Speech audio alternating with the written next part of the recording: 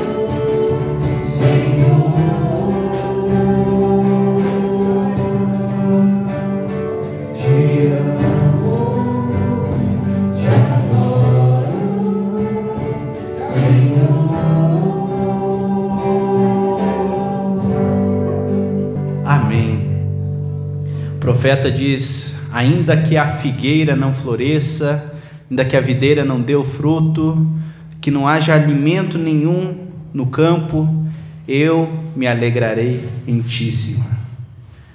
Nós não estamos aqui diante de Deus para pedir nada, nós não estamos em posição de pedir coisa alguma, nós não estamos em posição de negociar com Deus, de pedir qualquer coisa que seja.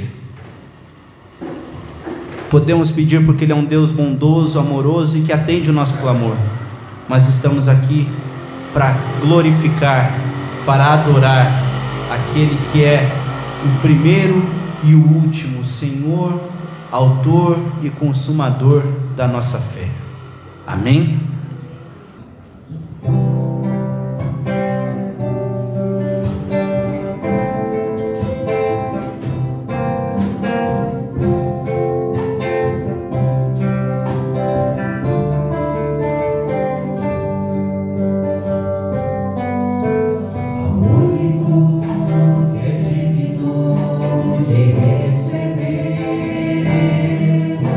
A honra e a glória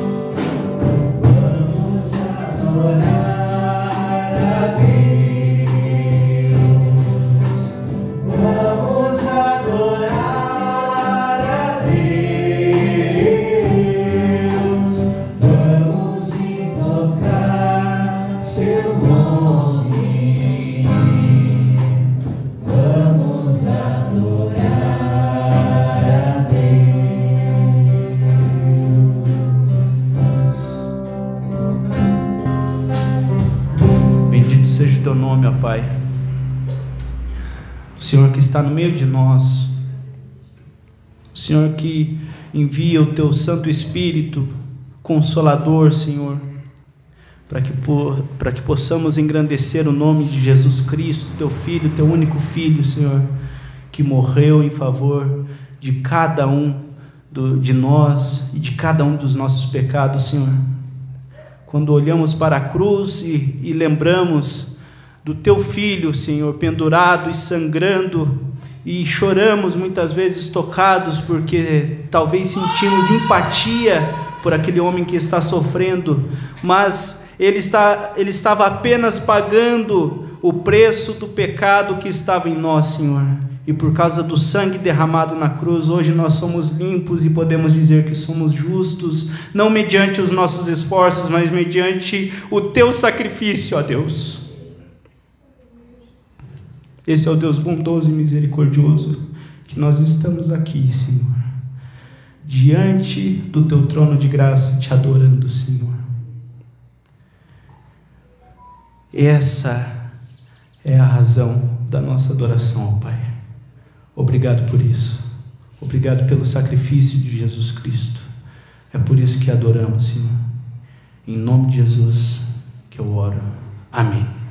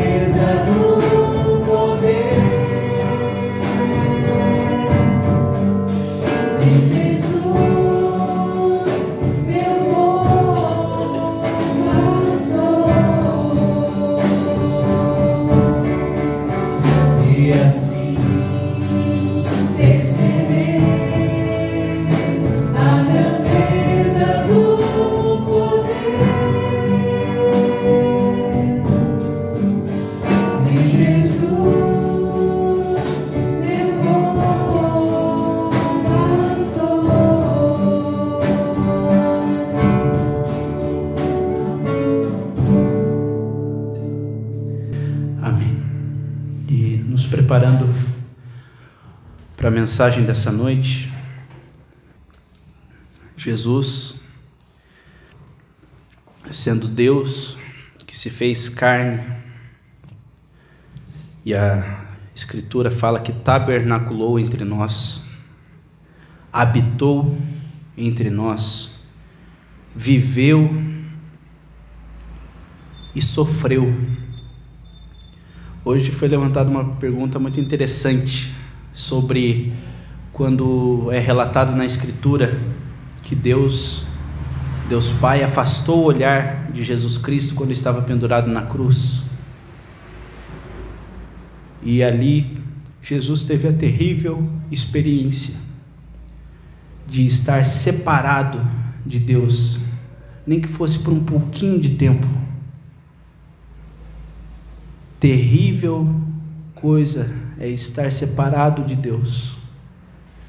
E ele precisava sofrer também dessa morte espiritual, afastado de Deus, para que ele pudesse sentir e se compadecer da tua condição. Muitas vezes nós nos sentimos abandonados, desamparados, mas Jesus Cristo nos prometeu que Ele jamais nos desampararia. Ele enviaria o Consolador, Ele habitaria entre nós da mesma forma. O sacrifício de Cristo serviu para isso, para que nós pudéssemos ter acesso ao Pai. E se um dia você achar que está sozinho, porque tua família te abandonou, porque os teus amigos te abandonaram,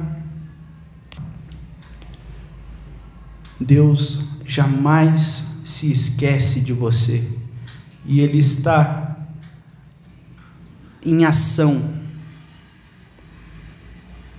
intercedendo pela tua vida, cuidando de cada um dos teus passos.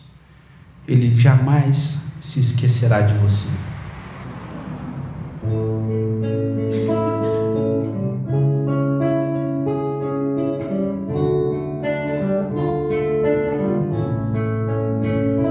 Se as ondas desta vida destruírem tua fé, fazendo que duvides de quem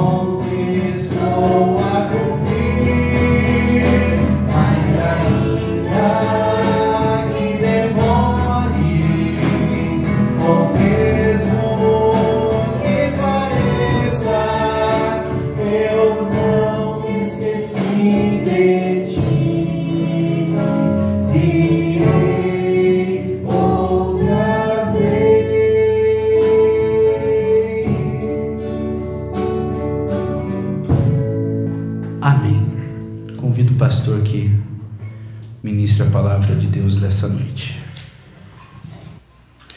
Boa noite. Que louvor, hein? Que louvor bonito. Ainda que os meus pais me abandonassem. Está escrito, é um texto bíblico, né? Deus, nosso Deus, jamais nos abandonaria, em hipótese alguma. Nós estamos seguros, então, nas mãos do Senhor nosso Deus. Que coisa grandiosa, né? Termos essa certeza no nosso coração. Eu convido os irmãos que abram as suas Bíblias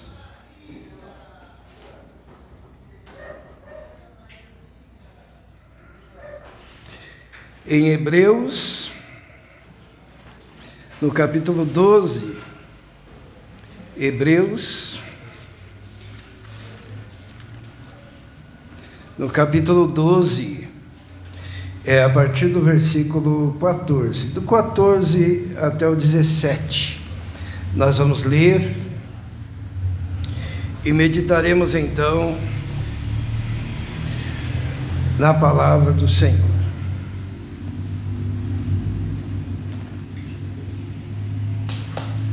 Hebreus, capítulo 14, capítulo 12, a partir do versículo 14. Amém? Diz assim: esforcem-se para viver em paz com todos e para serem santos.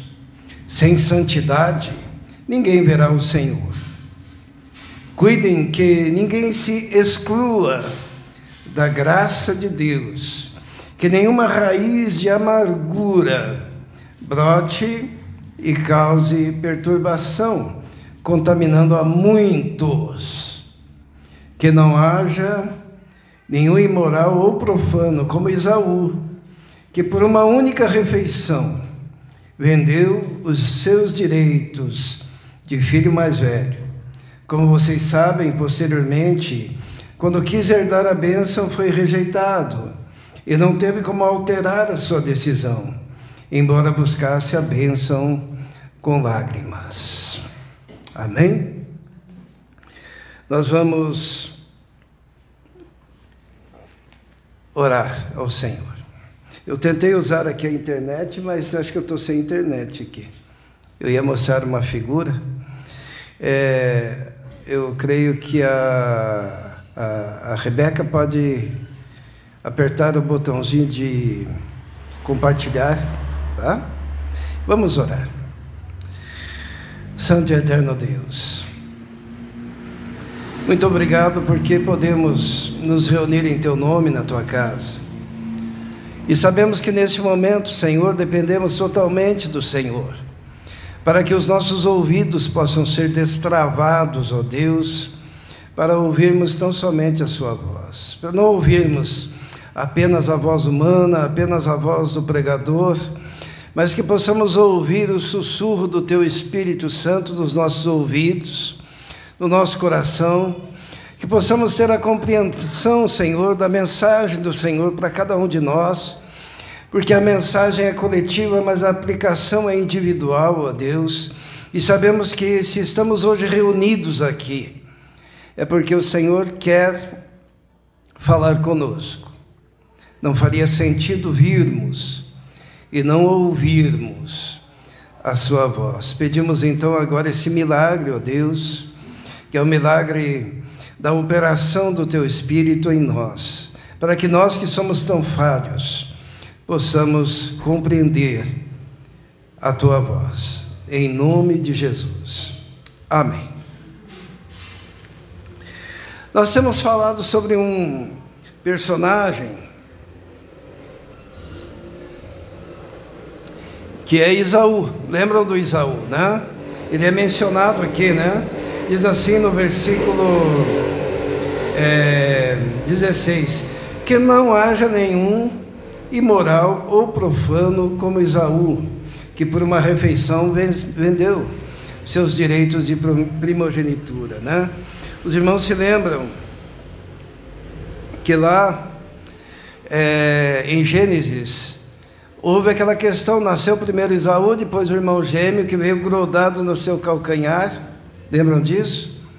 Ele queria ser o primogênito Jacó, mas Esaú era o primogênito. Hoje em dia era para nós orarmos ao Deus de Abraão, de Isaac e de Esaú, mas não, nós falamos ao Deus de Abraão, Isaac e Jacó, porque Esaú, ele não valorizou a bênção de Deus. Esaú vendeu a bênção, trocou por um prato de lentilha, um prato vermelho, e o nome de Esaú foi modificado para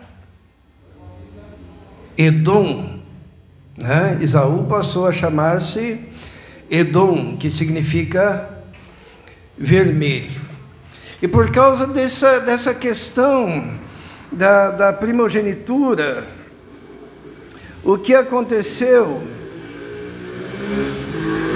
com Edom, com Esaú, é que ele, a partir daquele momento, sentiu ódio, sentiu raiva do seu irmão, e estava esperando o momento certo para matá-lo. Mas Deus fez a sua intervenção, e no momento que eles se encontraram, até se abraçaram, mas ficou uma coisa no coração de Edom, de Esaú, que é o que aparece aqui em Hebreus, no capítulo 12, no versículo 15. Vamos ler novamente, diz assim: cuidem que ninguém se exclua da graça de Deus, e que nenhuma raiz de amargura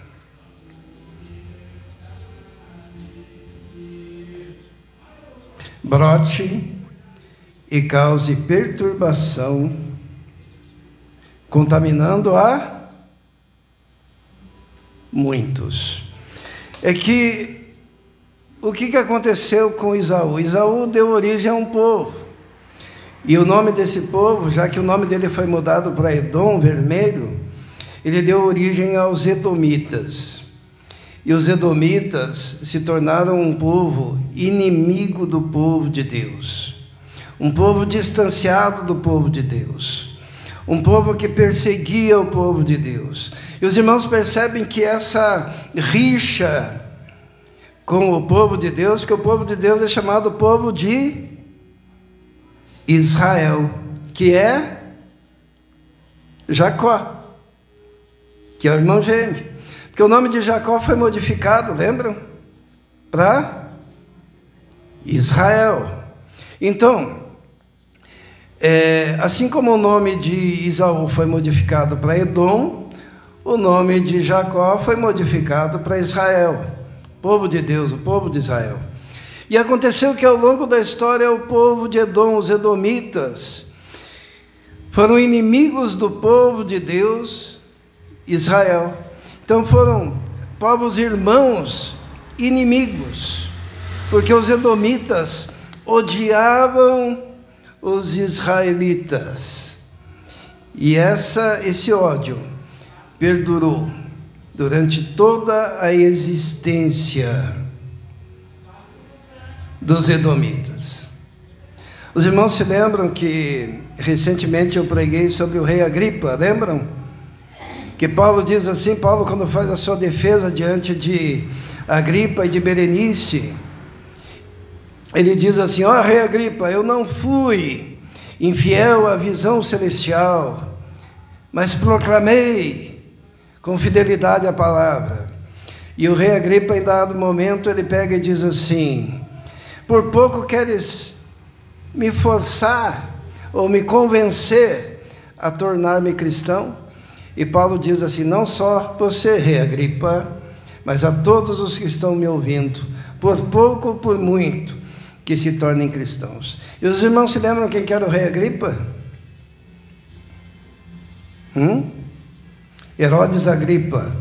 Porque quando o povo dos edomitas foi destruído, alguns sobraram e foram obrigados a se circuncidar e passaram a fazer parte do povo de Deus e foram conhecidos como os Herodes.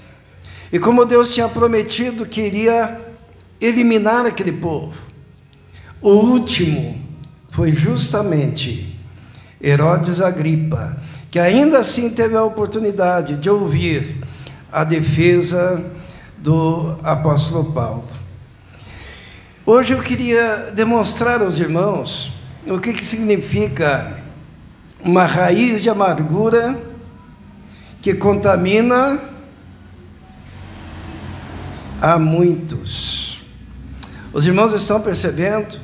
Uma briga familiar, um conflito familiar, uma raiva, um ódio guardado no coração, que parece ser uma coisa regional, pequena, que está lá no passado. Mas quando a gente pega o fio da história do povo de Deus, nós chegamos a um ponto tal de ódio que havia dos edomitas para com os israelitas, que Deus olha para aquilo e se cansa. Por isso que o coração, diante dos ódios, diante dos rancores, das mágoas, o coração, ele precisa ser tratado. Porque a raiz de amargura, eu ia mostrar aqui a figura de um rizoma, mas não deu. O que é um rizoma? Rizoma é a parte que fica por baixo, são as raízes que ficam por baixo numa floresta. Por exemplo, a floresta amazônica, ela é maior por cima ou por baixo? O que os irmãos acham? Por baixo, com certeza. Por baixo, né? Ela é muito maior e ela, inclusive, que aqueles que são favoráveis a certas ideias que são difundidas pela ciência hoje em dia, né? Mas eu digo o seguinte, que é impossível a floresta amazônica acabar. Se ela for destruída, vamos supor, não leva 100 anos, 200 anos para estar tudo de volta. Por quê? Porque o homem não tem poder sobre a criação de Deus. Tá? Poder é superficial. E quando é usada a expressão aqui, rizoma, a expressão raiz, se refere ao fato de que um câncer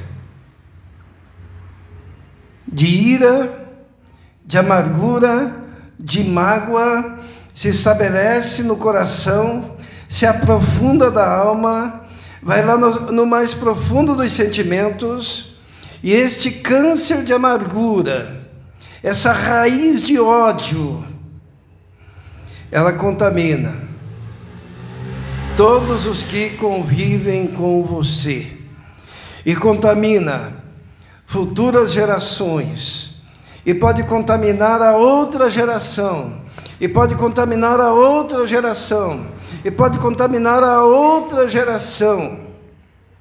Deus, na sua paciência, Ele olha e diz, dá oportunidades, como Ele deu oportunidade aos edomitas, porque Herodes Agripa poderia ter sido salvo e dar continuidade a um povo, mas ele mesmo não quis. Mas um dia, Deus, Ele age nessa questão. Então, aqui diz assim, olha, não haja raiz de amargura que brote e cause perturbação e contamine a muitos. E não seja profano ou infiel como Esaú, que por uma besteira, um prato de lentilha, vendeu a bênção do Senhor. As consequências, irmãos, dessa situação toda, nós encontramos num livrinho da Bíblia, tá? Que só tem um capítulo, nós vamos abrir lá, que está em Obadias, né? Eu vou dar um tempo para todo mundo encontrar Obadias, que é o profeta do Antigo Testamento, que denunciou toda essa situação. É interessante que quando a pessoa guarda pecado no coração, quando a pessoa guarda mágoa no coração, quando a pessoa guarda ressentimento no coração, quando a pessoa contamina os outros com esse ressentimento, chegou num ponto nessa situação aqui, que todos os edomitas, isto é, os vermelhos, descendentes de Edom, de Esaú, foram contaminados no coração. E havia algo no coração deles que era o desejo do extermínio do povo de Deus. E Deus estava olhando. É interessante como o ódio ao povo de Deus, ele aparece em muitos momentos da história, né? A tentativa e o desejo da destruição do povo de Deus. Hoje em dia, nós vimos o que aconteceu em Israel, agora recentemente, o desejo de extermínio. No Brasil mesmo, nas universidades, quantas pessoas se levantando, querendo o fim do povo de Deus, com amargura, com dor no coração, contra as igrejas do Senhor, porque nós somos também o povo de Deus, que existe o povo de Deus como nação de Israel, existe o povo de Deus como igreja do Senhor, e o ódio contra o povo de Deus se levanta, porque ele é instigado pelas forças do mal, que é um povo vencedor. Mas o livro de Obadias é o testemunho de como Deus olha a arrogância daqueles que imaginam que podem, por causa da sua amargura, do seu pecado, do seu ódio, se levantar contra o povo de Deus. Todos encontraram o livro de Obadias? Amém? E os irmãos percebem que ele tem só um capítulo, né? Ele é bem pequenininho. Então nós vamos ler desde o começo ali, e nós vamos parando e vamos descobrindo o que a raiz de amargura causa no coração de quem está enfermo de ressentimento, de ódio contra o seu irmão.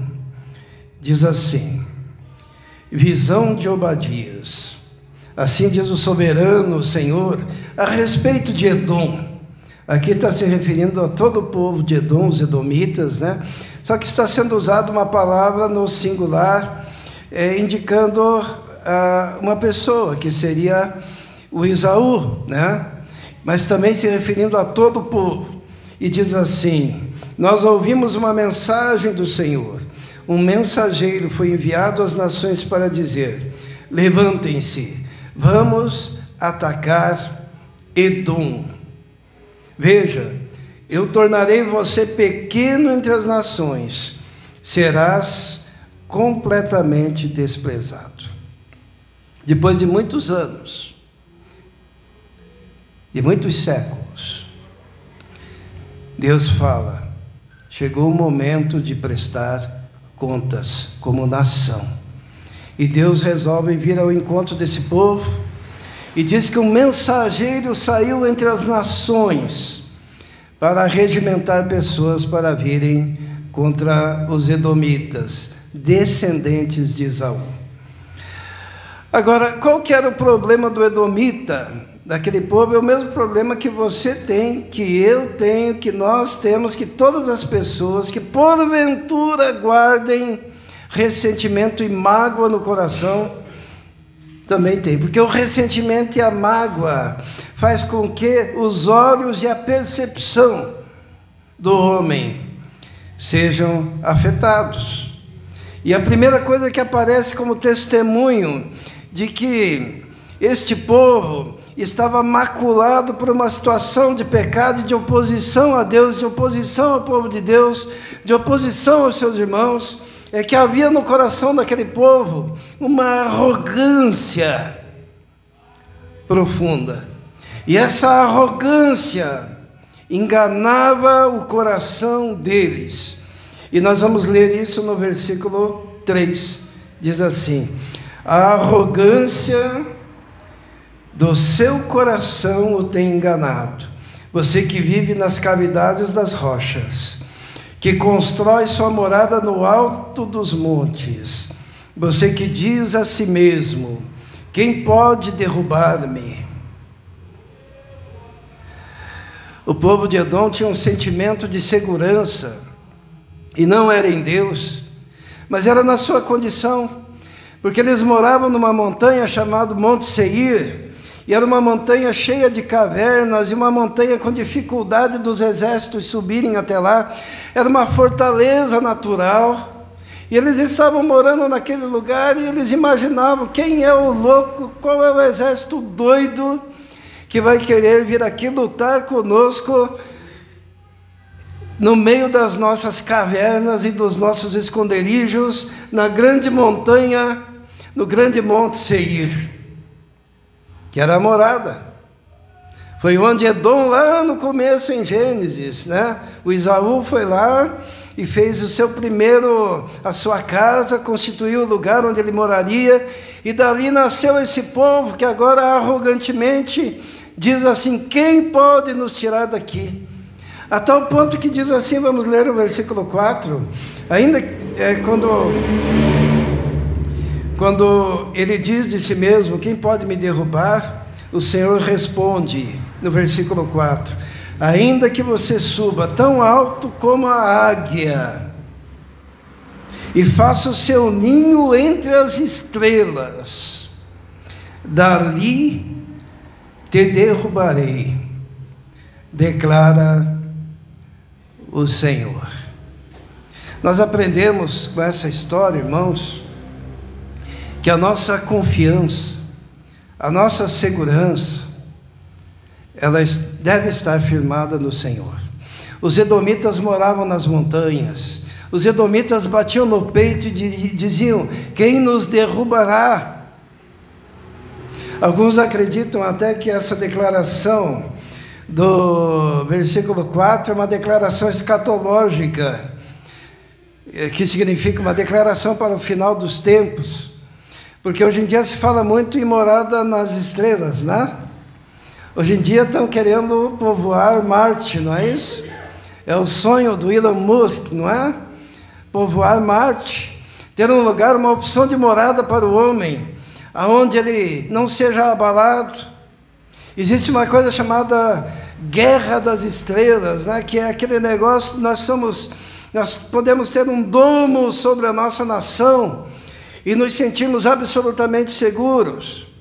Mas é interessante que Deus fala aqui para esse povo de Edom, ele diz assim: ainda que você suba tão alto, e coloque tão alto como a águia, e faça o seu ninho entre as estrelas, dali te derrubarei, diz o Senhor, porque não existe lugar no mundo, não existe lugar no universo aonde você possa esconder-se das mãos do Senhor. O nosso abrigo é em outro lugar. A palavra de Deus diz no Salmo 91, o que diz lá? Aquele que habita no esconderijo do Altíssimo, à sombra do Senhor onipotente descansará. A nossa morada, o nosso lugar de segurança é debaixo dos braços acolhedores do Senhor, é a sombra das suas asas, e não importa o tamanho da sua fortaleza neste mundo. Se você não está seguro em Deus, você não está seguro. Se Deus pegar e tirar assim, ó, o seu fôlego, você pode estar na maior mansão, tudo acaba aqui, e você tem um encontro com o Senhor. A nossa segurança, diferente da segurança dos edomitas, não tem que estar nas coisas aqui deste mundo, na nossa fortaleza, no lugar que nós moramos, na nossa casa, ou no país que moramos, por ser mais seguro.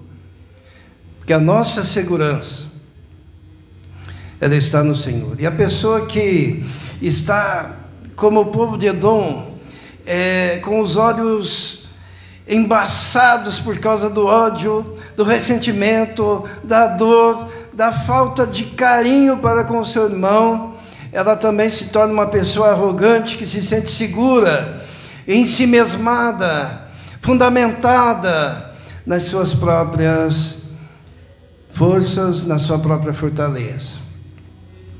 A segunda coisa que nós encontramos aqui está no versículo 5, porque aquele povo de Edom tornou-se um povo muito rico, e nas montanhas do Monte Seir, naquelas cavernas, eles guardavam os seus tesouros.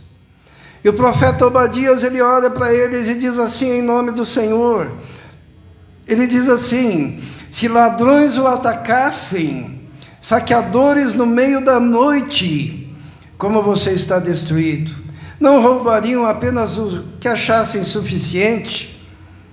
Se os que colhem uvas chegassem a você, não deixariam para trás pelo menos alguns cachos? Entretanto, como Esaú foi saqueado, como foram pilhados os seus tesouros ocultos. Aquele povo de Esaú, os edomitas, eles tinham também a sua segurança nos seus tesouros. E os seus tesouros estavam depositados nas cavernas do Monte Seir. E eles tinham convicção de que se eles precisassem de alguma coisa, até suborno para os exércitos inimigos, eles teriam abundantemente, porque não lhes faltava recursos. E o profeta diz que quando um ladrão rouba o suficiente, naquele momento sai correndo. E quando alguém vai colher uva, deixa os cachos atrás, né? Isso era até de lei, né? Que tinha que deixar para os pobres. Mas quanto a você, Esaú, que guarda mágoa no seu coração, ressentimento, e que odeia o seu irmão, não vai sobrar nada. Aquele povo que se sentia intransponível por causa do tamanho da sua montanha, como fortaleza natural, e tão seguros por causa do tamanho dos seus tesouros escondidos nas suas cavernas, Deus diz assim: chegou o fim, não sobrará nada. E o motivo? Porque você não ama o seu irmão, Jacó. Outra coisa que dava segurança àquele povo, vamos ler lá no versículo 7. Diz assim: empurram você para as fronteiras, todos os seus aliados, enganam você e o sobrepujarão os seus melhores amigos. Aqueles que comem com você lhe armam ciladas, e você não sabe nada. O profeta aqui, em nome de Deus, está dizendo: olha Edom, olha povo de Esaú, o problema seu é que você está confiando nos seus confederados, porque os edomitas confiavam que eles tinham acordos militares com nações em volta, eram os confederados. Então, além deles morarem na montanha, além deles terem tesouros nas cavernas, eles imaginavam que as suas alianças políticas, os seus amigos, as nações amigas, no momento de crise, de dificuldade, de ataque, se juntariam a eles para os defender e proteger. E o profeta Obadias, ele diz assim: olha, você está confiando nos seus amigos, naqueles que comem na sua mesa, nos seus confederados, você está cego. Sabe, existem pessoas que vivem neste mundo e não têm como melhor amigo o Senhor Jesus. O Senhor Jesus um dia falou para os discípulos: tenho-vos chamado amigos, né? O Abraão, ele foi chamado do que mesmo? Amigo de Deus. Porque muito embora Deus nos dê essa oportunidade, como nós temos aqui, de termos amigos sinceros no meio do povo de Deus, mas o que sedimenta isso é um relacionamento real, íntimo e profundo com Deus. Porque na hora da necessidade, se você não estiver em Cristo, o melhor amigo falhará.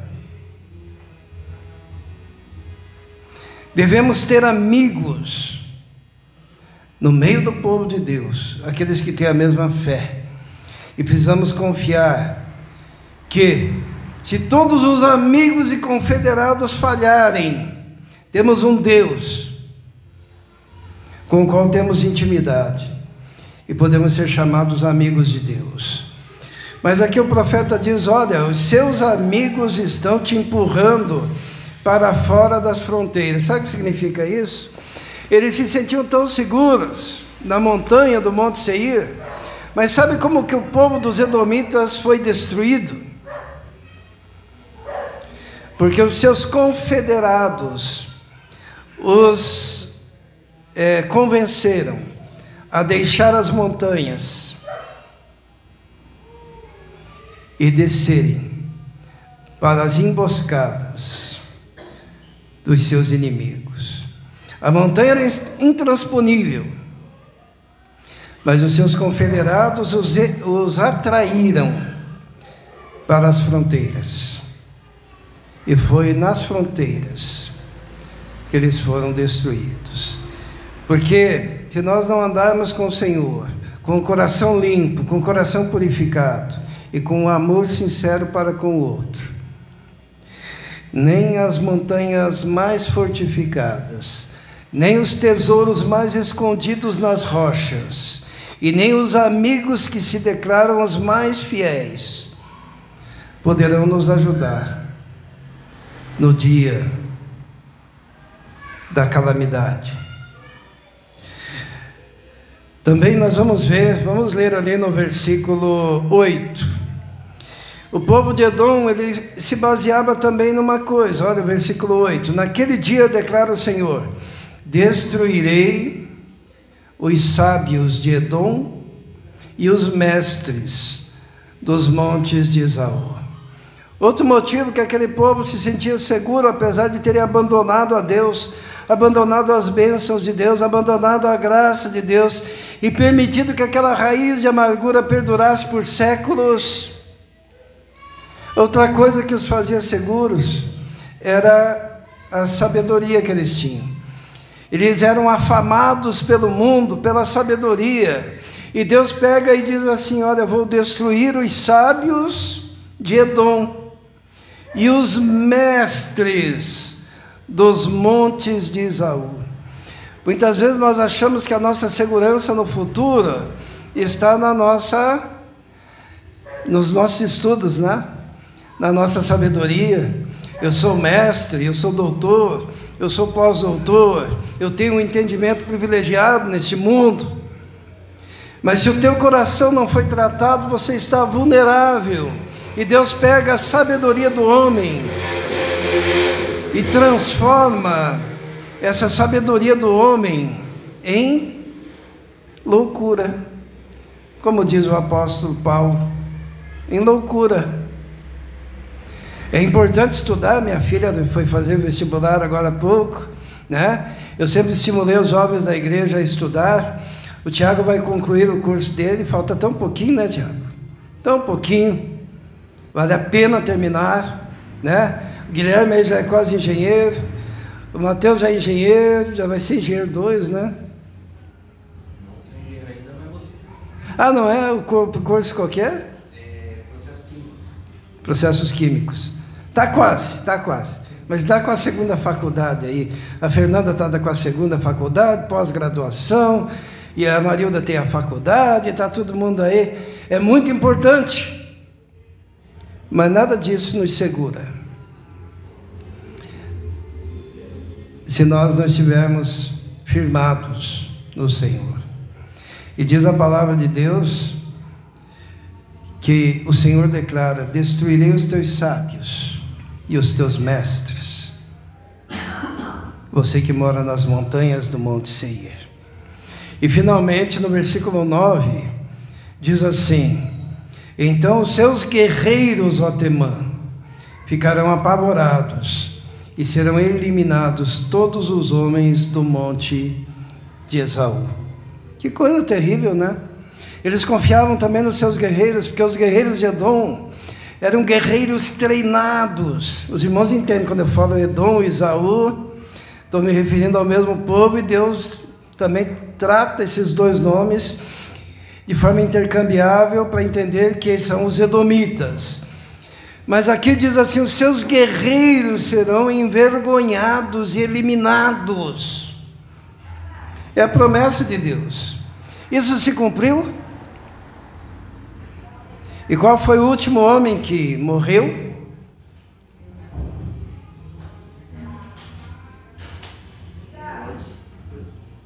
Herodes Agripa, muitos séculos depois, na época de Paulo. Mas a palavra de Deus, ela se cumpre. Mas esse povo chegou a este ponto por causa de uma coisa chamada raiz de amargura. Nós vamos encerrar mostrando o que causa em nós a raiz de amargura. Vamos ler ali. Por que Deus chegou nesse ponto com esse povo? Está no versículo 10. Vamos ler?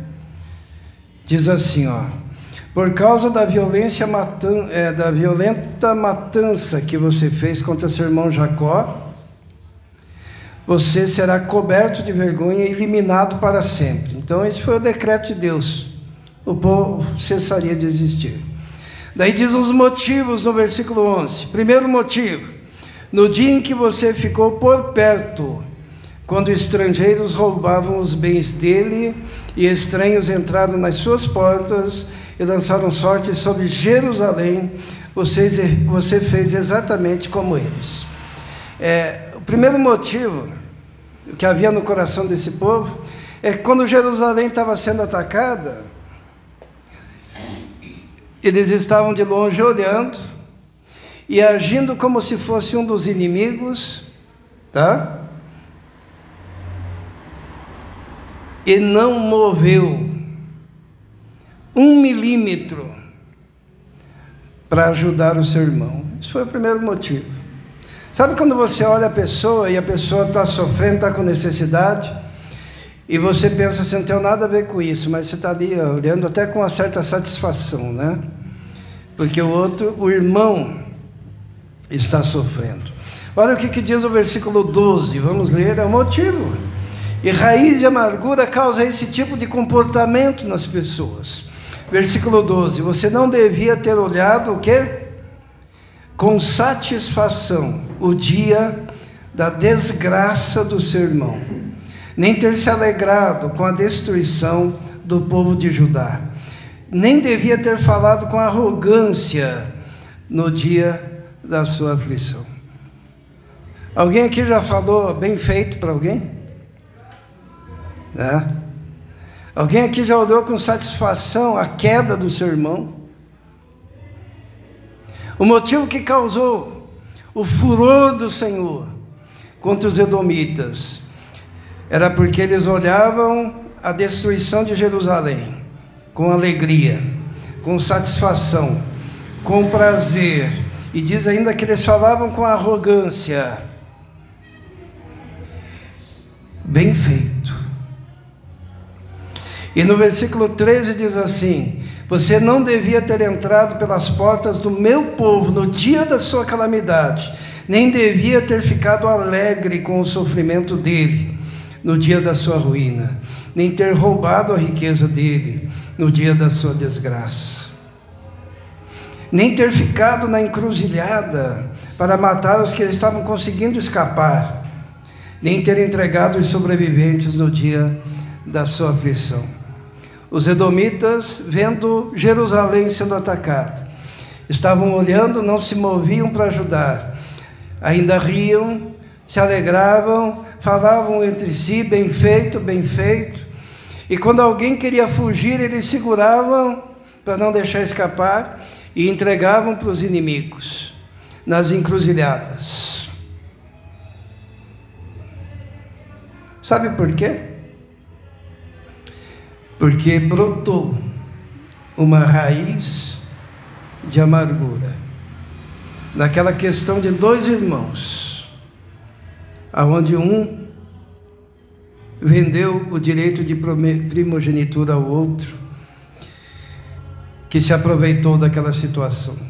Houve um conflito familiar ali, e foi guardado no coração mágoa, ressentimento, que perdurou gerações e gerações, até culminar numa situação tal como essa. E o que diz o versículo 15? Vamos ler?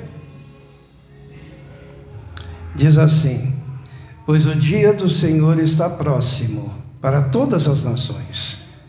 Como você fez, assim lhe será feito. A pior coisa que acontece, irmãos, é quando nós desejamos o mal do outro. Diz que para nós sujarmos o rosto do nosso irmão com lama, nós precisamos primeiro o quê? Sujar as nossas mãos. Primeiro nós nos sujamos. Quando nós temos ódio contra alguém, primeiro aquele ódio macula o nosso coração, antes de atingir o outro. E o conselho então do escritor aos Hebreus, vamos voltar lá para Hebreus, no capítulo 12.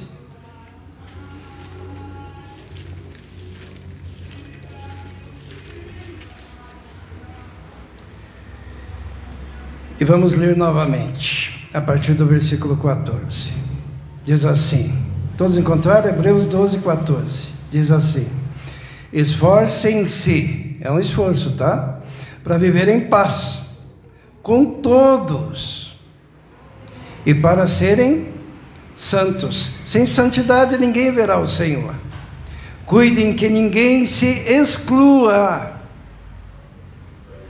da graça de Deus, que nenhuma raiz de amargura brote e cause perturbação, contaminando a muitos. Quando você permite raiz de amargura, além de você contaminar os outros, você se exclui. Do quê?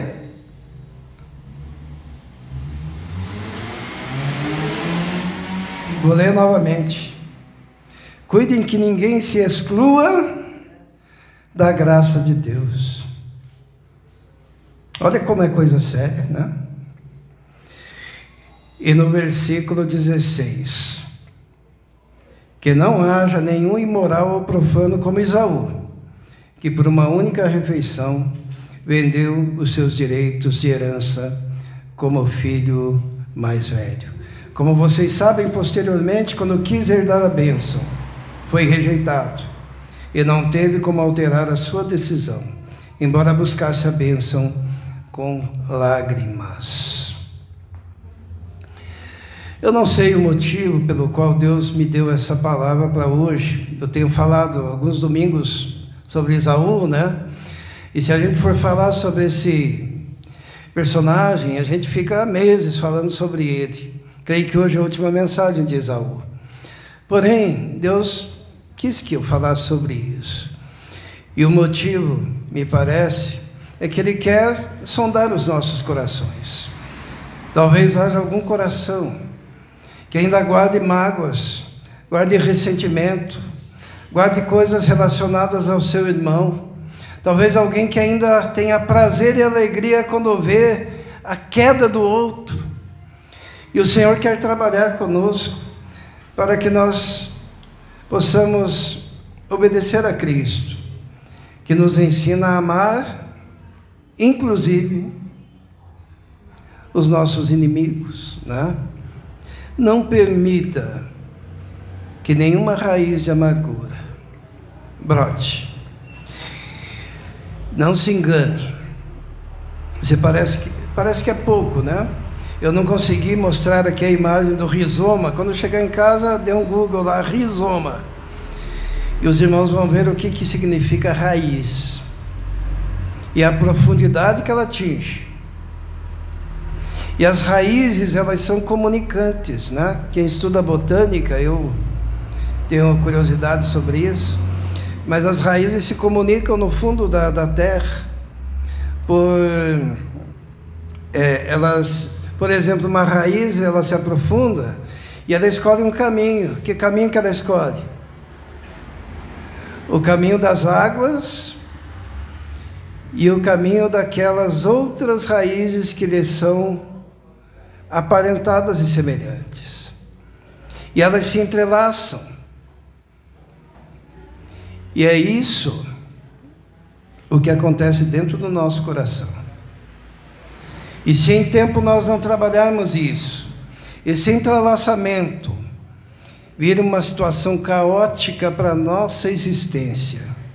E somente o poder de Deus agindo ali pode romper aqueles laços e dar novamente um frescor à nossa vida, arrancando de nós, desde as raízes, toda a amargura da nossa alma. Não permita que brote. E se há isso, permita que Jesus Cristo cure o interior do seu coração. Amém? Feche seus olhos. Vamos orar.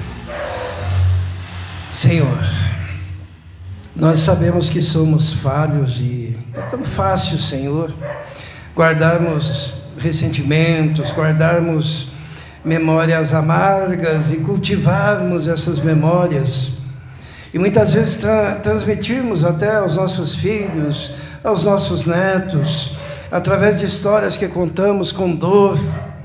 Mas pedimos, ó Deus, que o Senhor trabalhe o nosso coração e que a nossa firmeza esteja em Ti e que o Teu sangue nos santifique e nos purifique de tudo isso. Como diz a Tua palavra, sem santificação ninguém verá o Senhor. E que possamos ter então os nossos corações purificados pela sua graça, em nome de Jesus. Amém. Convido o grupo de louvor que vem à frente. Nós vamos cantar uma canção. Qual que é a canção, Vitória? E se você veio preparado, poderá então consagrar ao Senhor. Ok, nós vamos cantar então a bondade de Deus, louvando, adorando o nome do Senhor.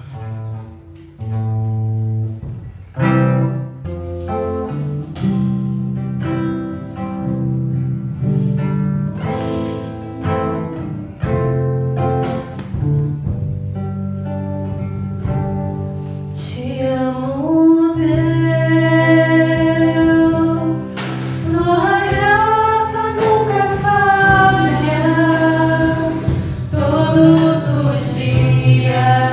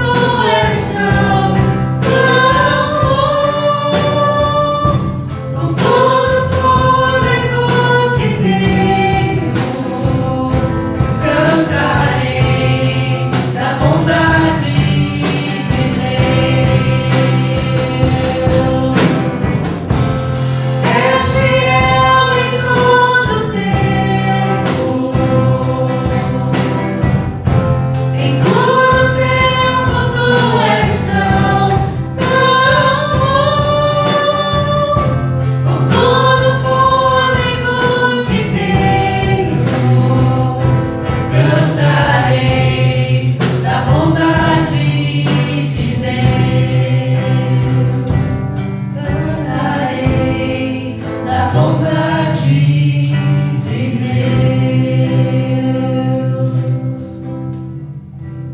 Vamos nos colocar em pé, lembrando que durante a semana temos as atividades normais e vamos orar ao nosso Deus. Senhor nosso Deus, estamos diante de uma semana que inicia-se e precisamos de Ti, da Tua proteção, ó Deus, dos Teus cuidados, dos cuidados sobre os nossos filhos, ó Deus, sobre a nossa família, sobre o nosso lar, sobre a nossa casa. Tua palavra diz que o Senhor envia os anjos, ó Deus, pela palavra do Seu poder e autoridade, em serviço daqueles que hão de herdar a salvação. E aqui está o Teu povo, ó Deus, carente de Ti. Pedimos a proteção do Senhor, ó Deus, seja na escola, seja no trabalho, seja na rua, seja no trânsito, seja na BR, ó Deus, em cada atividade que tivermos, que o Senhor esteja presente e o Teu cuidado para conosco também. Pedimos a proteção, pedimos força para o trabalho, pedimos saúde, ó Deus, pedimos, ó Deus, a capacidade para os estudos, ó Deus, que o Senhor esteja conduzindo todas as coisas e nos abençoando.